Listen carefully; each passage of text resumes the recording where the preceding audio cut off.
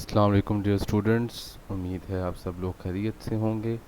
अपनी तैयारी भरपूर करते रहें, एग्ज़ाम्स करीब हैं। तो आज जो है वो हम न्यूमेरिकल्स डिस्कस करेंगे चैप्टर नंबर 1 के, उनके क्विक से रिवीजन करेंगे ताकि आपको थोड़ा सा आसान रहे। स्टार्ट करते हैं। देखें, सबसे पहला न्यूमेरिकल क्वेश्चन नंबर 6 है हमारे पास, तो उसे स्टार्ट करते हैं एक्सरसाइज का। The silver has atomic number 47। ये एमसीक्यूज़ में आपसे पूछा जा सकता है या आपसे जो है वैसे ही पूछा जा सकता है। And 16 non isotopes but only 2 occur naturally. तो सिल्वर के आइसोटॉप्स अगर नेचुरली पूछे जाए एमसीक्यूज़ में तो 2 लिखेंगे, और अगर वैसे ही टोटल नंबर पूछे जाएँ तो 16 मेंशन करेंगे। ये डिपेंड करता है कि ऑप्शंस में क्या दिया हुआ है, तो ये एमसीक्यूज़ में पूछा जा सकता है।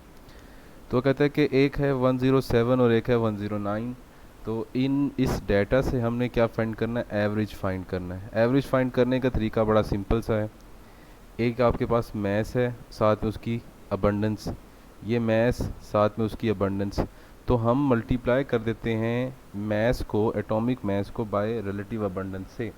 तो ये देखिएगा, डिवाइड कर देते हैं फिर 100 से। तो एवरेज एटॉमिक मैस कैलकुलेट करने के लिए 106 को हमने डिवाइड किया किससे, 51.84 से। इस तरह से 108 को मल्टीप्लाई की 48.16 से, और फाइनली डिवाइड कर दिया हमने 100 से। तो जब इसका आंसर निकालेंगे तो हमारे पास 107.87 आएगा। ये अमूमन शॉर्ट क्वेश्चन में जो है वो आपसे पूछा जाता है, इस तरह का क्वेश्चन। नेक्स्ट क्वेश्चन हम डिस्कस करते हैं, क्वेश्चन नंबर 7। क्वेश्चन नंबर 7 भी रिलेटिव एटॉमिक मैथ से रिलेटेड है, या एवरेज एटॉमिक मैथ से रिलेटेड है, लेकिन इसमें जो है वो थोड़ा सा मुख्तलिफ है। तो हम देखते हैं कि इसे कैसे सॉल्व करना है। इसकी स्टेटमेंट हम पढ़ते हैं कि बोरोन जो है वो आपके पास इसके एटॉमिक नंबर 5 है और इसके 2 नेचुरली अकरिंग हैं। ये भी एमसीक्यूज़ में आ सकता है कि बोरोन के कितने नेचुरली अकरिंग आइसोटॉप्स होते हैं। तो हमने परसेंटेज अबंडेंस कैलकुलेट करनी है बोरोन 10 और बोरोन 11 की इस डाटा से। एवरेज उनका है 10.81। बोरोन 10 का जो एग्जैक्ट मैस है वो है 10.0129 और बोरोन 11 का है 11.0093। तो अब हमने क्या करना है, अबंडेंस निकालनी है। तो अबंडेंस लेट कर लेते हैं। देखें, एक जब दो चीज़ें होती हैं तो दो चीज़ों में एक जितनी क्वांटिटी हो तो दूसरी क्वांटिटी को 100 में से माइनस कर दिया करते हैं। आपके पास 100 रुपीज़ थे, आपने उसमें से जो है वो 40 रुपए की कोई चीज़ परचेज़ की है, तो 100 माइनस 40 यानी कि 60 रुपये आपके पास बाकी बचे हुए होंगे। तो इस तरह से एक की अबंडेंस अगर x है तो दूसरे की अबंडेंस ऑब्वियसली 100 माइनस x होगी। तो हम फार्मूला अप्लाई करते हैं कि आपके पास average atomic mass is equal to boron 10 का मास, ये आपके पास है बोरोन 10 का मास, दैट इज़ ये हमने पुट किया मल्टीप्लाइड बाय x, x है उसकी अबंडेंस, फिर बोरोन 11 ये है उसकी अबंडेंस, फिर उसके बाद हमने 100 से डिवाइड कर दिया। अब एवरेज एटॉमिक मास कितना है वो भी दिया हुआ है, वो है 10.81। तो 10.81 यहाँ पे लिख दिया। तो अब हमने क्या करना है, पहले इन दोनों को मल्टीप्लाई करेंगे, फिर पहले इसे 100 से और फिर उसके बाद माइनस x से मल्टीप्लाई करेंगे, इससे मल्टीप्लाई और इससे मल्टीप्लाई, ये हो जाएगा 1100.93 माइनस 11.0093x। अब इन दोनों को करना है सॉल्व और इसको ले जाना है इस तरफ। तो ये हो जाएगा, आपके पास जवाब आएगा, इन दोनों को सॉल्व करने से जवाब आया -0.9964, और इन दोनों को माइनस करने से जवाब आया -19.93। माइनस माइनस से कैंसिल, ये नीचे डिवाइड हो जाएगा। तो फर्दर मोर हमारे पास जवाब बनेगा, x का जवाब क्या है, x हमारे पास इक्वल टू है, दैट इज़ इक्वल, x हमारे पास आ गया इन दोनों को डिवाइड करने से 20.002। तो अगर x 20 है तो 100 माइनस 20 ये आपके पास 79.998% हो जाएगा। तो ये शॉर्ट प्लस लॉन्ग दोनों में आ सकता है, ये याद रखिएगा, शॉर्ट प्लस लॉन्ग दोनों में पूछा जा सकता है, तो जहन में रखिएगा। अच्छा बच्चों, नेक्स्ट हमारा जो क्वेश्चन है that is question number 10। Question number 10 अगर देखा जाए तो पेपर पॉइंट ऑफ व्यू से बड़ा इम्पोर्टेंट और बड़ा वाइटल है। ना सिर्फ पेपर पॉइंट ऑफ व्यू से बल्कि ये एमसीक्यूज़ और आपके ज़्यादातर सवाल इनके जो है वो पूछे जाते हैं आपके एंट्री टेस्ट में। तो अभी से प्रिपेयर करेंगे तो बड़ा आसान रहेगा हमें। जैसे ये आप सामने दे सकते हैं 2011, 12, 18, 10, 17 मुख्तलिफ बोर्ड्स में ये सवाल आ चुके हैं। एक इंस्ट्रक्शन जो है वो मैं देना चाहता हूँ आप लोगों को यहाँ पे कि देखें कि कोई भी क्वांटिटी जो है वो अपने यूनिट से पहचानी जाती है। तो जब भी आपके पास न्यूमेरिकल वैल्यू के बाद के फ़ौरन बाद जो भी यूनिट लिखा हो वो तो आप समझ जाइएगा कि ये आपके पास क्वांटिटी कौन सी है। जैसे अगर, चूंकि ये मोल्स वाले क्वेश्चन है तो मैं आपको बताता चलूँ यहाँ पे, अगर क्वांटिटी के बाद फ़ौरन बाद मोल्स लिखा हुआ हो तो समझ आइएगा कि ये quantity basically number of moles है, ना कि गिवन मैस है। अगर यूनिट हो ग्राम तो ये निशानी होती है आपके पास गिवन मैस की। और अगर आपके पास वैसे गिवन तो नहीं होता लेकिन मोलर मैस का जो यूनिट होता है वो ग्राम पर मोल होता है। ये आपके पास मोलर मैस। अब हम शुरू करते हैं। देखें, उसने हमसे कहा है कि कैलकुलेट द ईच क्वांटिटीज़। तो हर क्वांटिटी हमने फाइंड करनी है। जैसे हमने मैस फाइंड करना है, इन ग्राम्स फाइंड करना है, मैस इन ग्राम्स। तो 2.74, अब मैंने 2.74 को डिसाइड करने के ये है क्या। देखिए मैंने बड़ी आसानी से आपको कुलिया बताया हुआ है। तो अब आपको जो है वो मालूम है कि इसको सॉल्व कैसे करना है। तो 2.74 के बाद चूंकि फ़ौरन बाद मोल है तो इससे पता चल जाएगा कि ये नंबर ऑफ मोल्स हैं। तो मैंने लिखा मोल्स ऑफ KMnO4 2.74। फिर उसका मोलर मैस हमें खुद फाइंड करना पड़ता है, वो है 39 पोटाशियम, फिर मैंगनीज 55, फिर 4 ऑक्सीजन है 64। तो ये टोटल हो गया 158। तो अब जो आपके पास 1 मोल ऑफ KMnO4 बराबर होता है 158 के, तो 2.74 मोल्स किसके बराबर होंगे, मल्टीप्लाई कर देंगे तो 432.92 हमारे पास आंसर आएगा, हमारे पास जवाब आएगा। अच्छा, इससे नेक्स्ट क्वेश्चन हमारे पास है, वो कह रहा है कि मोल्स निकालने। अब देखें इसमें गौर से देखिए, मोल्स निकालने हैं किसके, ऑक्सीजन के नहीं, ऑक्सीजन एटम्स के मोल्स निकालने हैं। किस में, 9 ग्राम। अब देखो ग्राम से पता चल गया मुझे कि ये मैस है। देखो फ़ौरन से मैंने लिख दिया कि मैस ऑफ MgNO3 ट्वाइस ये 9 ग्राम के बराबर है। तो उसका मोलर मैस भी हम खुद फाइंड करेंगे। तो मैग्नीशियम 24 और N का जो है वो हमारे पास 14, चूँकि 2 हैं तो मल्टीप्लाई बाय 2। और हमारे पास ऑक्सीजन है, आपके पास टोटल ऑक्सीजन हो गए 3 2 ज़ार 6, ये हो गए 3 2 ज़ार 6। तो 6 से मल्टीप्लाई कर दिए तो 148 आ गया हमारे पास। तो number of moles of MgNO3 twice कैसे निकालेंगे, 9 डिवाइडेड बाय 148, तो ये आया 0.0608। अब आपको इल्म है इस बात का कि आपने मोल्स ऑफ MgNO3 ट्वाइस नहीं निकालने थे, आपने तो फाइंड करने ऑक्सीजन एटम्स के। भाई एक में कितने ऑक्सीजन है, काउंट करें ज़रा, 6।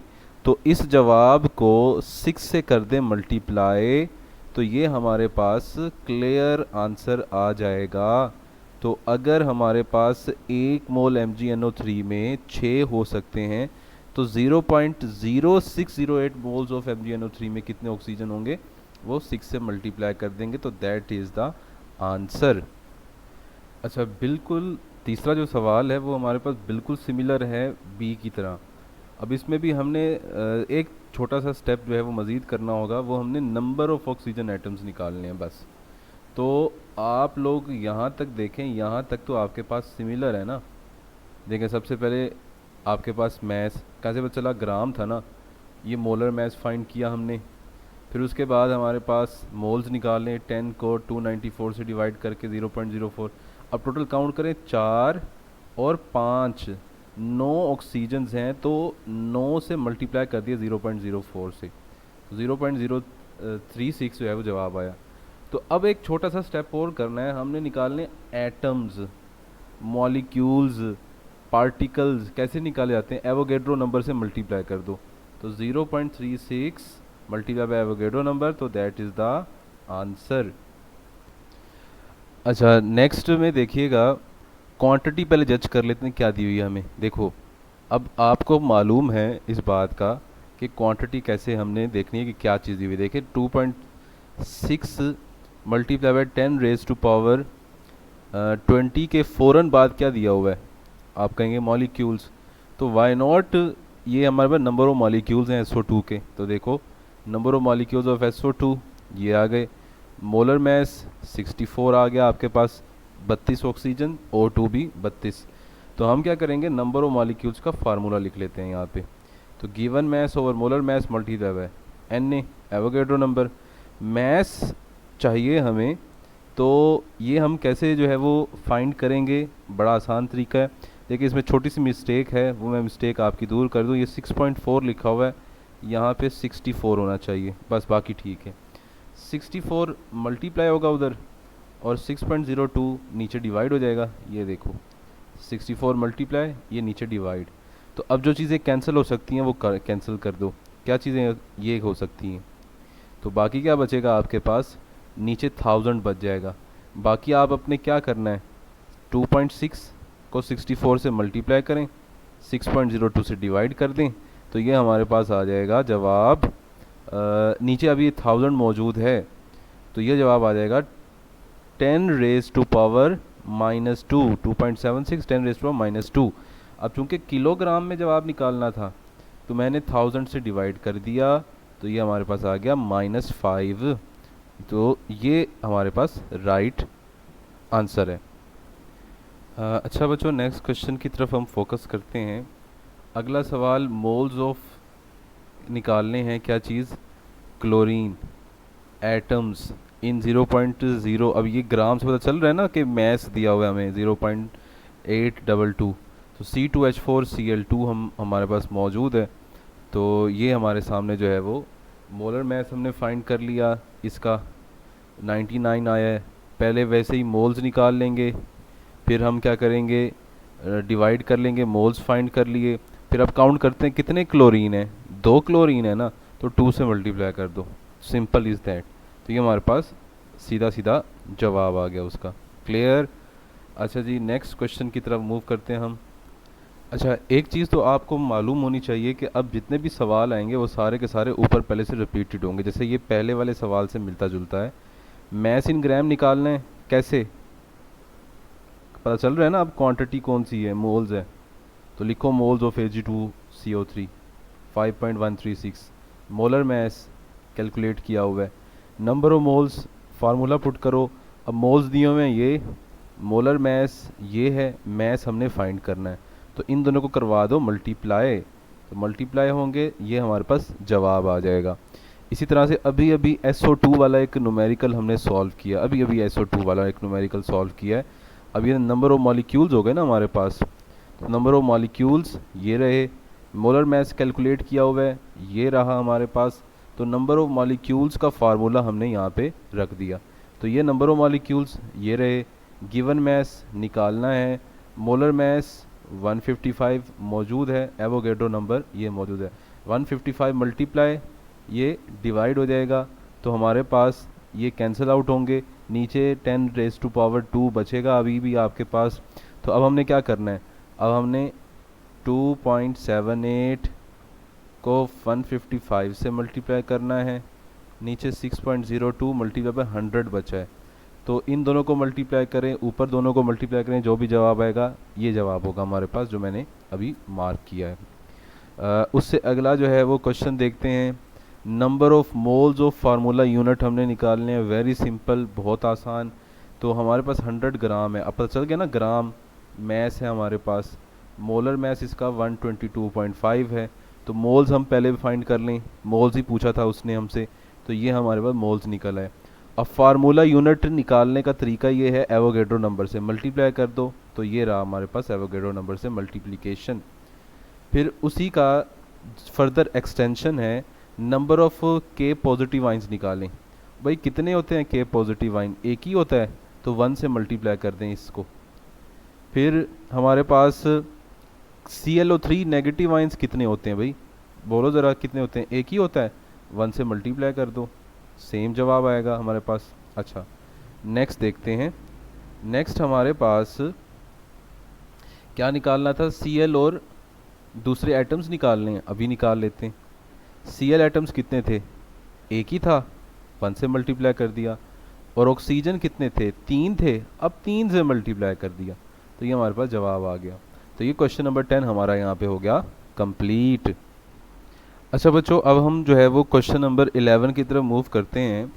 क्वेश्चन नंबर 11, 10 समझ आ गया, 11 कोई प्रॉब्लम नहीं है, कोई मुश्किल नहीं है, बड़ा आसान है। एस्पार्टेम एक कंपाउंड है क्या, ये आर्टिफिशियल स्वीटनर है, नोट कर लो, एमसीक्यूज है ये। उसका मॉलिक्यूलर फार्मूला ये है C14H, मेरे ख्याल में 18 है, N2 और ऑक्सीजन 5 है हमारे पास। हाँ जी, ऑक्सीजन 5 है, नाइट्रोजन 2 है, हाइड्रोजन 18 है और ये कार्बन 12 है। तो हमने सबसे पहले क्या करना है, इसका एक मोल का क्या मैस होता है वो निकालना है। तो मोलर मैस निकाल लो भाई। मोलर मैस क्या होता है, ग्राम पर मोल। एक मोल के लिए जितने ग्राम्स हमें दरकार है वो मोलर मैस है। तो कितने, 12 कार्बन है, 12 ज़रब 14, 18 hydrogen, 1 multiply by 18, 2 nitrogen, 14 multiply by 2, 5 oxygen, 16 multiply by 5, जवाब आ गया 295। इसका अगला जो है वो पार्ट देखें ज़रा। How many moles are present in 52 gram of aspartame.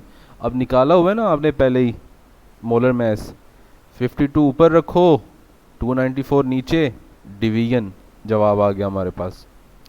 अब आसान होता गया काम, जो 10 में किया था वही क्वेश्चन नंबर 11 में कर रहे हो। अब हमारे पास what is mass in grams. अब ये मोल्स दिए हुए, मैस इन ग्राम निकालना है।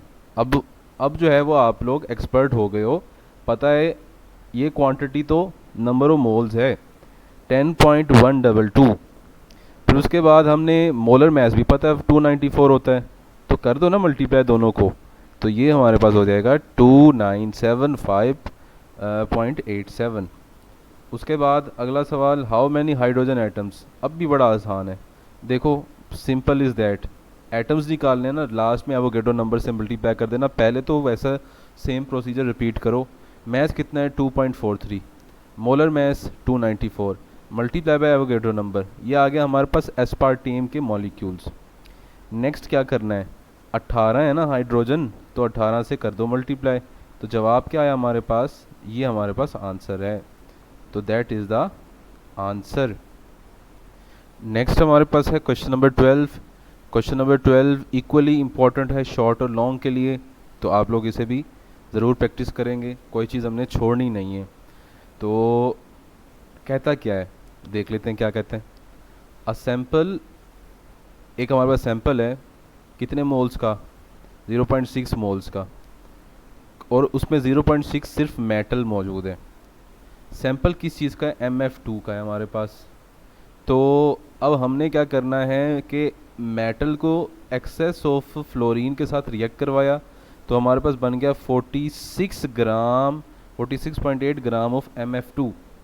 तो मेटल का नहीं पता, मेटल का सिर्फ ये पता है कि उसके 0.6 मोल्स हमने जब एक्सेस ऑफ फ्लोरीन के साथ रिएक्ट करवाए थे तो कितना MF2 बना था, 46.8 बना था। तो देख लेते हैं भाई कैसे सॉल्व करना है, बड़ा आसान तरीका। मेटल के मोल्स 0.6, मैस ऑफ MF2 46.8, तो ये तो होगा लास्ट में इस्तेमाल। सबसे पहले तो हम इसी को यूज़ करेंगे स्टाइक्योमेट्रिक रिलेशनशिप के मुताबिक। बैलेंस केमिकल इक्वेशन में एक मेटल F2 के साथ इंटरेक्ट करे, MF2 बन जाता है 1:1, तो ये बनेगा 1:1 मेटल और MF2 के दरमियान। फिर ये अगर 0.6 है तो ये भी 0.6 होगा, तो कितने मोल्स प्रोड्यूस हो गए भाई बताओ ज़रा, वो हो गया 0.6। अब मुझे एक बात बताओ, हमने मोल्स ऑफ फ्लोरीन निकालने थे ना, तो अगर आपके पास एक MF2 में 2 फ्लोरीन है तो हम क्या करेंगे, 0.6 से मल्टीप्लाई कर देते हैं तो 1.2 आ जाता है। Very simple answer. पार्ट 2 देखते हैं। पार्ट 2 में हमारे हमसे पूछा गया है कि which element is represented by M है क्या भाई, बड़ा आसान तरीका, मोलर मैस निकाल लेते हैं ना MF2 का, फिर दूध का दूध और पानी का पानी हो जाएगा। मैस हमें ऊपर बताया था 46 है, मोल्स भी मौजूद हैं, तो क्या करते हैं हम कि 46 को 0.6 से डिवाइड करते हैं, तो ये हमारे पास आ जाएगा, ये आपके पास 78 ग्राम। 1 मोल ऑफ MF2 78 ग्राम के बराबर है। इसका मतलब ये उसका मोलर मैस है ना, ग्राम पर मोल। तो फार्मूला मैस 78 है, तो इसमें M का पता नहीं है, F कितना है वो तो 19 मल्टीप्लाई बाय 2, 2 फ्लोरीन है तो 38। तो हम क्या करेंगे, एटॉमिक मैस निकालने के लिए इस 38 को उधर जाके करवाना पड़ेगा माइनस, तो 78 माइनस 38 हो गया, तो जवाब आया 40। तो मेटल का जो मैस है वो कितना है, 40। अगर F2 38 था तो मेटल बाकी है 40, तो 40 वाली कौन सी मेटल होती है, कैल्शियम होती है। आइडेंटिफाई कर लिया हमने, सिंपल। अच्छा बच्चों, नेक्स्ट जो क्वेश्चन है वो है क्वेश्चन नंबर 13। क्वेश्चन नंबर 13 वैसे MCQs के लिए ही इम्पोर्टेंट है। अब इस नौयत के MCQs अगर आपको याद हो आते हैं कि चार आपको मैसेज दिए, जैसे 3.6 gram of water, 5.4 gram of N2O5, इस तरह के 4-5 ऑप्शंस होते हैं, और उनमें से कहता है कि which of the following has highest number of molecules. तो ये बदल भी सकता है आपके पास। तो आपने क्या करनी है, इनकी करनी है सबकी प्रैक्टिस, ताकि इस नौयत के MCQs चाहे आपके बोर्ड में पूछे जाएं, चाहे आपके बाद में एंट्री टेस्ट में पूछे जाएं, तो आपको बासानी पता हो, आते हों पहले से। ठीक, तो अब इनमें से मैं आपको बता देता हूँ कि इसे सॉल्व कैसे करना है। मैं तरीका ऑलरेडी सारा का सारा बता चुका हूँ। जैसे मैं C पिक कर लेता हूँ रेंडमली। कौन सा C, ये वाला है C। तो मैस हमारे पास है 0.6 मोल ऑफ C2H4 है, और I2 के भी 0.6 मोल्स हैं। तो हमने जो है वो मैस के हवाले से बताना है कि किसका मैस ज़्यादा होगा, भाई C2H4 के 0.6 मोल्स का या I2 के 0.6 मोल्स का। इसका क्विक आंसर कैसे पता चलेगा हमें? क्विक आंसर ये है कि आप ये देख लें कि दोनों में से ज़्यादा मोलर मैस कौन सा है। वो आइदर आपके पास I2 है या वो आइदर आपके पास C2H4 है। ठीक है, तो मैं ये निकाल लेता हूँ आपके पास ऑप्शन नंबर, यानी कि तीसरा जो है वो जवाब है। अब इसमें देखिए कि C2H4 का मैस जो है वो हमारे पास है 28, और इसका मैस तो इतना ज़्यादा है ऑब्वियसली 253। तो आपको पता है कि मोलर मैस I2 का ज़्यादा, तो मैस भी तो उसी का ज़्यादा होगा। तो ये मैस आपके पास जाके बन रहा है 152, ये बन रहा है 16.8, तो ऑब्वियसली 0.62 I2 के ज़्यादा होंगे ना बनिस्बत उसके। तो इन सब की प्रैक्टिस करें, ये आपके पास डाटा मौजूद है, ताकि आप उस नौयत के MCQs आसानी से हल कर सकें। ठीक, और उसके बाद आई एम नॉट श्योर कि ये सिलेबस में है, लेकिन अगर मौजूद हों तो आप लोगों ने कर लेना। ये क्लास में हम प्रैक्टिस पहले भी कर चुके हैं इसकी। तो ये देखिएगा परसेंटेज कैसे निकाली जाती है वो तरीका मौजूद है। जैसे NH3 में से नाइट्रोजन की परसेंटेज कैसे निकालेंगे, तो नाइट्रोजन आपके पास है 14, टोटल का मैस है 17, तो मल्टीप्लाई बाय 100 तो 82 पॉइंट समथिंग आएगा। इसी तरह से नाइट्रोजन इसमें है अमोनिया में 2, तो 28, टोटल का मैस है 60, तो 28 multiply by 60 divided by 60 multiply by 100। तो ये तरीका कार है ये क्वेश्चन नंबर 14 को सॉल्व करने का, और क्वेश्चन नंबर इसका B पार्ट को सॉल्व करने का। तो यहाँ तक जो है वो हमारे कंप्लीट हो जाते हैं। ये एक बस क्वेश्चन रह गया छोटा सा, वो मैं आपको बता दूं, फिर हम यहाँ पे लेक्चर को वाइंड अप करते हैं। क्वेश्चन नंबर 15 हमारे पास ग्लूकोज है। ग्लूकोज का कोई मैस नहीं दिया हुआ उसने, तो हमसे उसने कहा है सिर्फ एक चीज़ कहा ये कि आप भाई थोड़ा सी मेहनत करें और आप फाइंड करें कि सबसे पहले तो परसेंटेज ऑफ ईच एलिमेंट। तो क्या तरीका है, 180 टोटल है मैस उसका, 6 कार्बन है 72 ओवर 180, 12 हाइड्रोजन है ओवर 180, 6 ऑक्सीजन है 96 ओवर 180। ये आगे परसेंटेज हमारे पास। ठीक है, फिर उसने कहा है कि determine the number of oxygen, किसमें 10.5 में, तो डिवाइड करो ना 10.5 को 180 से मल्टीप्लाई बाय 100, ये आगे मॉलिक्यूल्स। फिर उसने कहा है कि अब कार्बन, हाइड्रोजन और ऑक्सीजन, कार्बन कितने थे, 6 थे, तो कार्बन के लिए हमने मल्टीप्लाई किया 6 से, बड़ा आसान है। ठीक है, फिर किससे मल्टीप्लाई किया, 12 से, हाइड्रोजन 12 थे, ऑक्सीजन 6 थे, 6 से मल्टीप्लाई किया, तो ये हमारे पास जवाब है। आप कहते हैं कि जी परसेंटेज वाले सवाल नहीं आते, परसेंटेज वाले ना दे आपसे, आपको आपको सिर्फ ये वाला पोर्शन तो दे ही सकता है ना वो। ठीक है, जो मैथ्स देखे ये तो पूछ ही सकता है। तो ये कुछ न्यूमेरिकल्स थे हमने आज डिस्कस किए, तो ये पार्ट 1 था। तो इसके मज़ीद कुछ हिस्से जो रह गए, जो और भी ज़्यादा इम्पोर्टेंट है, वो हम फिर पार्ट 2 में डिस्कस करेंगे। अपना ख्याल रखिएगा, फिर मुलाकात होगी दोबारा, तब तक के लिए अल्लाह हाफिज़।